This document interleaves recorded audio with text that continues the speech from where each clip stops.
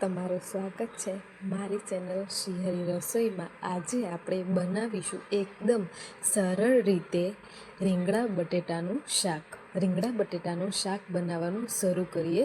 એના માટે મેં અહીંયા કુકરમાં તેલ એડ કરી લીધું છે। આ શાકને આપણે ઓછા તેલની અંદર તૈયાર કરવાનું છે। ત્યારબાદ તેની અંદર રાઈ એડ કરી દઈએ। ત્યારબાદ જીરું, મીઠા લીમડાના પાન અને ઝીણા કાપેલા બટેટા અને રીંગણા એડ કરી અને સારી રીતે સાતળી લઈએ। રીંગણા અને બટેટા સારી રીતે સતળાઈ જાય ત્યારબાદ આપણે તેની અંદર એક એક કરતાં આપણા બધા જ મસાલા એડ કરીશું।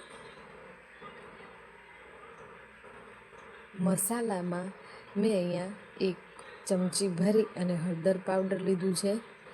ત્યારબાદ 1 મોટી ચમચી લાલ મરચું પાવડર, અડધી ચમચી ધાણા જીરું પાવડર એડ કરી અને સારી રીતે મિક્સ કરી લઈએ। મસાલા સારી રીતે મિક્સ થાય ત્યારબાદ આપણે તેની અંદર ટામેટાં અને મરચાં એડ કરવાના છે।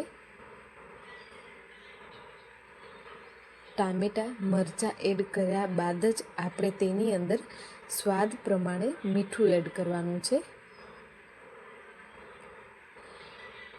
મીઠું એડ કર્યા બાદ આપણે તેને સારી રીતે એક વખત મિક્સ કરી લઈએ અને એક નાની કટોરી ભરી અને પાણી એડ કરીશું અને મિક્સ કરી લઈએ। ત્યારબાદ 2 સીટી આવે ત્યાં સુધી આપણે તેને ચડવા દઈશું।